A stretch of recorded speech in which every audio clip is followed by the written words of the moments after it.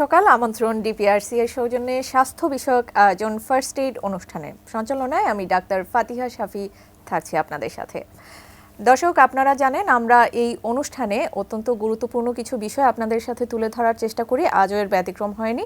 আমরা আজ আমাদের অনুষ্ঠানের বিষয়বস্তু চূড়ান্ত করেছি কাঁধের ব্যথার কারণ ও চিকিৎসা। আর এই বিষয়ে কথা বলবেন আমাদের সাথে ডাক্তার মোহাম্মদ শফিউল্লাহ প্রধান, বাত ব্যথা, প্যারালাইসিস ও রিহাব ফিজিও বিশেষজ্ঞ, ডিপিআরসি। আমন্ত্রণ আপনাকে আমাদের আজকের এই আয়োজনে। আপনাকে ধন্যবাদ, এটি নিউজকে অসংখ্য ধন্যবাদ। আমাদের জীবদ্দশায় কাঁধে ব্যথা হয় না এরকম মানুষ আসলে খুঁজে পাওয়াটা আসলে বর্তমান সময়ে দুষ্কর। কাঁধ ব্যথার আসলে কারণ কি হতে পারে সে বিষয়ে প্রথমে জানবো। আপনাকে ধন্যবাদ। আমি শুরুতেই আমার দর্শক যারা রুগী আছেন তাদেরকে কাঁধটা একটু দেখাতে চাই। আমার যে কাঁধ বলতে আমরা শোল্ডার জয়েন্টকে বুঝিয়ে থাকি। এই শোল্ডার জয়েন্টের যে স্ট্রাকচার, এটা হচ্ছে রাইট শোল্ডার। আমি যে স্ট্রাকচারটা নিয়ে এসেছি এটা হচ্ছে স্কাপুলা, আমাদের পিছনে যেটা বোনস থাকে, এবং এটা ক্লাবিকল, সামনের ক্লাবিকল। এই ক্লাবিকল বা বিউটি বোন অ্যান্ড স্কাপুলা, এখানে অ্যাক্রোমিয়ান প্রসেস, এবং আমাদের এই হাতের হিউমেরাস, এই মাথা, অ্যাক্রোমিয়ান প্রসেস সহ এই দিস ইজ শোল্ডার জয়েন্ট বা কাঁধের জোড়া। এই কাঁধের জোড়া দেখেন একটা কমপ্লেক্স, হ্যাঁ, এখানে একটা বোনস এসে লাগলো, এইটা আর একটা বোনস, এখানে সামনে আবার এই যে কোরাকয়েড প্রসেস আছে, ঠিক আছে। তারপরে এখানে দেখেন লিগামেন্ট আছে অনেকগুলো, বাইন্ডিং লিগামেন্ট। তো এটা একটা complex variety of synovial joint, এবং এই জোড়ায় কমন সমস্যা হয় একেবারে প্রায়ই আমরা পেয়ে থাকি। যেমন রুগীরা বলে, জানের টার্মসটা, যেমন ফ্রোজেন শোল্ডার। এটা এমন কোনো রুগী নাই যে কাঁধের ব্যথা হলে ফ্রোজেন শোল্ডার কথাটা জানে না। তো ফ্রোজেন বলতে বাই নেম জমে যাওয়া। ফ্রোজেন মানে পানি বরফ হলে কি হয়, ফ্রোজেন হয়, জমে যাওয়া, মানে কাঠটা জমে যাওয়া, মানে সেই ক্ষেত্রে কাঁধ আর নড়াচড়া করতে পারে না। তো এই ফ্রোজেন শোল্ডার একটা কমন। কিন্তু আমরা যারা ব্যথা নিয়ে কাজ করি, আমরা প্রতিটা কাঁধের প্রবলেমটা আলাদা আলাদা আইডেন্টিফাই করতে পারি। এখানে দেখেন এই যে লিগামেন্ট আছে, বাইন্ডিং লিগামেন্টগুলা, এখানে আরো লাইভ, আমরা যারা জীবিত আমাদের বার্সা থাকে, প্রচুর লিম্ফ নোড থাকে, বার্সা থাকে। এই বার্সা অনেক সময় প্রদাহ হতে পারে, অনেক সময় এই কাঁধে ঘাড়ের প্রবলেম থেকে কাঁধে ব্যথা আসতে পারে। এখন এই যে স্ট্রাকচার, এই স্ট্রাকচারে যদি কোনো প্রদাহ হয়, এখন স্ট্রাকচারে যে কোনো প্রদাহ হতে পারে, কোনো ডিজিজ ডিজঅর্ডার থেকে প্রদাহ হতে পারে, কোনো ইনজুরি থেকে প্রদাহ হতে পারে, বা রেফার্ড পেইন আসতে পারে, তখন কাঁধে আপনার ব্যথা হতে পারে। কমনলি আমরা কাঁধ ব্যথার যেটা বলছিলাম অ্যাডহেসিভ ক্যাপসুলাইটিস বা ফ্রোজেন শোল্ডার, এই যে জোড়াটা ধরে রাখে যে লিগামেন্ট, মাসেল এগুলা বা ক্যাপসুল, এই ক্যাপসুল ভিতরে তো সাইনোভিয়াল ফ্লুইড থাকে। ওই ক্যাপসুলটা দেখা যায় যে সাধারণত যারা ডায়াবেটিস রোগী তাদের কমনলি এই ফ্রোজেন শোল্ডার হয়ে যায়, একেবারেই কমন। একটু ডায়াবেটিস বেড়ে গেলে, একটু আঘাত পেলে, একটু রুগী কোনো কারণে মুভমেন্ট কম করলে, হাঁটা চলাফেরা কমিয়ে ফেললেই ফ্রোজেন শোল্ডার হয়ে যায়, এটা কমনলি। তারপরে হচ্ছে যারা ইনজুরি, ধরেন খেলতে গেল, কাজ করতে গেল, বা দুষ্টমি করে দুই বন্ধুর মধ্যে প্রায় আমার কাছে রুগী আসে, বা অনেক সময় অ্যাসাল্ট, মারামারিতে হয়, হাতে আঘাত পায়, তখন কিন্তু হাতের এই জোড়াটা একটু নিচে নেমে যেতে পারে। এই জয়েন্টটা অনেক সময়, এখানে তো জোড়াটা লাগানো, এখান থেকে একটু নিচে নেমে যেতে পারে। এটা নিচের দিকেই বেশিরভাগ নামে, অথবা সামনে নিচে নামতে পারে commonly. This is shoulder dislocation. তা থেকেও কিন্তু শোল্ডারে প্রবলেম হতে পারে। এখানে আমাদের সুপ্রা স্পাইন যে মাসেল আছে, এই মাসেল টেন্ডন প্রদাহ হতে পারে। আমাদের এখানে বাহিরে ডেলটয়েড মাসেল আছে, মাসেল ডেলটয়েড প্রায় বিভিন্ন কারণে প্রদাহ হয় বা ইনজুরি হতে পারে। তারপরে এখানে উপরে ট্রাফিজিয়াস মাসেল আছে। এই মাসেলগুলা ওই যে বিভিন্ন পেশাগত কারণে আঘাত পেলে বা বসে থাকার কারণে, তখন কিন্তু মাসেলগুলো প্রদাহ থেকেও এই শোল্ডারে ব্যথা হতে পারে। মানে শোল্ডার ব্যথার অনেক কারণ, কিন্তু আমাদের দেশে প্রায় রুগীরা আমাদের কাছে ফ্রোজেন শোল্ডার নিয়ে আমাদের কাছে আসে। দেখা যায় ফ্রোজেন শোল্ডারে বিভিন্ন থেরাপি সেন্টারে যাচ্ছে, হিট দিচ্ছে, থেরাপি দিচ্ছে, উল্টো পাল্টো ব্যায়াম করতেছে, সমানে এক্সারসাইজ করায়, ইভেনকি অনেকে ম্যাসাজ করে, হ্যাঁ, ডলাডলি টিপাটিপি করে। বাই দিস দেখা যায় রুগী এক পর্যায়ে শোল্ডার আরও মারাত্মক হয় ফুলে নিয়ে আসছে, বা শোল্ডারে অ্যাট্রোফি হয়ে যায়, শোল্ডারটা শুকিয়ে গেছে, হাড়টা শক্তি চলে গেছে। তো এই জিনিসগুলো আসলে আমি বলবো দর্শকদেরকে, আপনাকে একজন বিশেষজ্ঞ চিকিৎসককে আগে দেখাতে হবে, এবং ডায়াগনোসিস ক্লিয়ার করতে হবে যে কেন আপনার শোল্ডারে ব্যথা? শোল্ডার ব্যথা অলওয়েজ ফ্রোজেন শোল্ডার না, মানে এইখান থেকে বের হয়ে আসতে হবে। যদি শোল্ডারের পেইন হাতে চলে আসে তাহলে বুঝতে হবে এটা শোল্ডারও অরিজিনেটেড না, এটা অরিজিনেট হচ্ছে ঘাড়। তো এটা একজন স্পেশালিস্ট ছাড়া আসলে কেউ বুঝতে পারবে না। তথাকথিত কেবল থেরাপি দিলে কোনো রেজাল্ট আসবে না। আচ্ছা, শেষে বিশেষজ্ঞ চিকিৎসকের কথা আপনি বললেন এবং যথাযথ থেরাপি দেওয়ার কথাও বললেন, কিন্তু আমরা অনেক ক্ষেত্রে দেখে থাকি অপচিকিৎসার কিছু বিষয় কিন্তু চলে আসে। বিভিন্ন মাসাজ করে থাকেন রোগীরা না বুঝে, এবং বিভিন্ন ওই যে তেল পড়া, পানি পড়া, সেই বিষয়গুলোও কিন্তু চলে আসে সাথে। তো এই বিষয়ে আসলে দর্শকদের কি বার্তা দেবেন? এটা আসলে আমাদের দেশে যেমন এখন অনেক ক্ষেত্রে ফিজিওথেরাপি সেন্টার হচ্ছে জায়গায় জায়গায়, যেহেতু অনেকেই কোনো ফিজিওথেরাপি, এটা তো চিকিৎসা বিজ্ঞান, এটার উপর কোনো ডিগ্রি নাই, ম্যাসাজ করে বা রুগী নিজেও বাসায় অনেক সময় বাচ্চাদের দিয়ে হোক বা বিভিন্ন ম্যাসেজ পার্লারে গিয়ে বা বাসার লোক ডেকে, এখন তো অনলাইনের যুগ, হ্যাঁ অনলাইনে নাকি সবই পাওয়া যায়, কল করলে মানুষ চলে আসে বাসায়। তো এটা করা যাবে না। এটা কি হবে, মারাত্মক সমস্যা হবে। শেষ করে আমার কাছে প্রায় রুগী আসে, এই ধরেন বিভিন্ন ওঝা কবিরাজের কাছে গিয়েছে, প্লাস্টার করে দিয়েছে বা দড়ি বেঁধে দিয়েছে বা আপনার গাছপালা লতাপাতা দিয়ে বিভিন্ন কি হার্বাল ওষুধ টষুধ দিয়ে বেঁধে দিয়েছে, রুগীর এখন হাত শুকিয়ে গেছে, এরপরে আমাদের কাছে আসছে। তো বললাম নষ্ট হওয়ার পরে কেন আসছেন, আগে কেন আসেন না? তো এটা আসলে সচেতনতা দরকার, আমাদের আরো এডুকেশন দরকার, আরো আমরা যত বেশি মানুষকে সচেতন করব। এই যে আমাদের আজকে প্রোগ্রামটা, আশা করি যারা দেখবে তারা সচেতন হবে। যাদের সমস্যা নেই সমস্যা নেই, কিন্তু হতে তো পারে ভবিষ্যতে, তাহলে তারা অন্তত একজন চিকিৎসকের কাছে যাবে। চিকিৎসকের কাছে গেলে রুগী উপকার তো হবেই, কিন্তু অপকৃত হবে না। মানে এই যে একটা ডিজিজ যদি আপনার প্রপার ডায়াগনোসিস না করেন তাহলে কিন্তু সেকেন্ডারিলি কিন্তু আরেকটা প্রবলেম দেখা দিবে। জি, আমাদের কিছু অনলাইনে প্রশ্ন, আসলে অনেক প্রশ্ন থাকে, সেই প্রশ্নগুলো থেকে আমরা একটা প্রশ্ন রাখতে চাচ্ছি আপনার কাছে। সেটি হচ্ছে শফিকুল নাহার, গৃহিণী, তার বয়স হচ্ছে 50 বছর। তিনি বলেছেন, আমি হাত উঠাতে কষ্ট হয়, রাতে ব্যথা বেড়ে যায়, উচ্চ রক্তচাপ আছে, অনেক আগে কাঁধে ব্যথা পেয়েছিলাম, পরামর্শ চাই। হ্যাঁ, যেহেতু একটু বয়স্ক মানুষ এবং রাতে যদি কাঁধের ব্যথা বেড়ে যায়, এটা অ্যাডিসিভ ক্যাপসুলাইটিস রোগীর কমন সমস্যা। অ্যাডিসিভ ক্যাপসুলাইটিস বলতে আমাদের জোড়াটার ভিতরে যে লিকুইড সাইনোভিয়াল ফ্লুইড থাকে, এটা তো একটা ক্যাপসুলের মাধ্যমে আটকানো থাকে। ওই ক্যাপসুলটা সাইনোভিয়াল মেমব্রেন, এই ক্যাপসুলটাতে যদি কোনো কারণে প্রদাহ হয়, এবং এটাকে আমরা বলি নাইট ক্রাইং ডিজিজ, মানে রাতে ব্যথা এত তীব্র হবে রোগী কান্নাকাটি শুরু করবে, এবং যেই কাঁধে প্রবলেম সে ওই কাঁধে যদি ঘুমায় তাহলে আরও কঠিন অবস্থা হয়ে দাঁড়াবে। তো আমার ওনার প্রতি সাজেশন যে উনি রাতে ঘুমানোর সময় নিয়মিত কুসুম গরম সেক দিবে, হিটিং প্যাড বা হট ব্যাগ কিনতে পাওয়া যায়, সেক দিবে। ব্যথানাশক যেমন ডাইক্লোফেনাক জেল বা আপনার ন্যাপ্রোক্সেন জেল, এগুলা ফার্মেসিতে কিনতে পাওয়া যায়, ওগুলা মেখে দেন সেক দিবে। আর শোল্ডারে বিভিন্ন এক্সারসাইজ আছে, আমরা বলি শোল্ডার মোবিলাইজিং এক্সারসাইজ, এটা রুগী নিজে নিজে করতে পারে। আমি আমার যে ডক্টর শফিউল্লাহ প্রধান ইউটিউব এবং ফেসবুকে আমরা প্রচুর এই শোল্ডারের রুগীদের এক্সারসাইজ দিয়ে রেখেছি, ওখান থেকে শিখে তারা এটা করতে পারে কমনলি। এখন ওনার ডায়াবেটিস আছে কিনা আমি জানি না, যদি ডায়াবেটিস থাকে ডায়াবেটিসটা কন্ট্রোলে রাখতে হবে, পাতলা বালিশে ঘুমাবে। আর যদি এটা দীর্ঘদিন হতেই থাকে তাহলে অবশ্যই একজন বাত ব্যথা বিশেষজ্ঞ চিকিৎসককে দেখাতে হবে। ওই অনুযায়ী তখন চিকিৎসক ডায়াগনোসিসটা করে ওনাকে ট্রিটমেন্ট দিলে আশা করি ইনশাল্লাহ ঠিক হয়ে আসবে।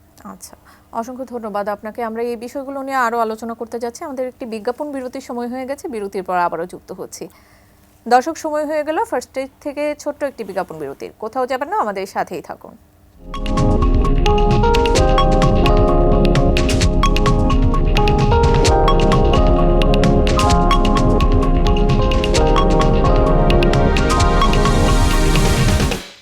বিজ্ঞাপন বিরতির পর আবারও আমন্ত্রণ ফার্স্ট এইডে। আমরা কথা বলছিলাম কাঁধ ব্যথার কারণ ও প্রতিকার নিয়ে। বিজ্ঞাপন বিরতিতে যাবার আগে আমরা একজন দর্শকের প্রশ্নের উত্তর দিচ্ছিলাম। এবার জানতে চাইবো যে আসলে এই যে কাঁধ ব্যথা হচ্ছে, সেটির আসলে উপযুক্ত চিকিৎসা কি দিয়ে থাকেন আপনারা? কাঁধ ব্যথা তো আমরা বলছি বিভিন্ন কারণে হয়, যেমন সার্ভাইকেল থেকেও কাঁধে ব্যথা হতে পারে, ঘাড়ের প্রবলেম যদি ডিস্ক প্রলাপস হয় বা স্পন্ডাইলোসিস তা থেকে হতে পারে, ইনজুরি থেকে আঘাতপ্রাপ্ত রোগী যদি হিস্ট্রি বলে যে আমি আঘাত পেয়েছিলাম, কাঁধে আঘাত পেয়েছে, অনেকে পেশাগত কারণে হতে পারে, ধরেন এক কাঁধেই সে হয়তো একটা ব্যাগ ক্যারি করে, অলওয়েজ এটা করে অনেকে, আমি প্রায় রুগীদের না করি যে যদি আপনি ব্যাগ নিতে হয় ইউ শুড বি দুই পাশেই আপনাকে, মানে যেহেতু দুই পাশে ফিতা থাকে ওভাবে ব্যবহার করবে। আমাদের বাচ্চাদের প্রায় কাঁধ ব্যথা নিয়ে আসে, ওই যে স্কুল ব্যাগ এক সাইডে নেয়, বা মা নিয়ে আসে কাঁধের ব্যথা, তখন আমরা হিস্ট্রি দেখি মা বাচ্চার ব্যাগ ক্যারি করে কাঁধে এক সাইডে। সো এক সাইডে যখন এই জাতীয় ইনজুরি হয় তা থেকে কাঁধে ব্যথা হতে পারে, যেটা আমরা ওই যে ডায়াবেটিস রুগীদের কমনলি ফ্রোজেন শোল্ডার আমরা বলি, প্রায়ই কাঁধের ব্যথা রুগী আসে। আপনার সুপ্রাস্পাইনেটাস মাসেল যদি টেন্ডিনাইটিস হয়, কাঁধের জোড়া অনেক সময় আপনার ক্ষয় হতে পারে, তখনও কাঁধে ব্যথা হয়। তো কাঁধের ব্যথার চিকিৎসা আসলে কনজারভেটিভ চিকিৎসাই করতে হয় মোস্ট অফ দ্য কেস। কিছু কিছু কেস যেমন আমি বলেছিলাম এর আগে আপনাকে যে শোল্ডার ডিসলোকেশন, শোল্ডারটা অনেক সময় খুলে যেতে পারে বিভিন্ন ইনজুরি, রোড অ্যাক্সিডেন্ট বা বন্ধুদের সাথে খেলাধুলায়।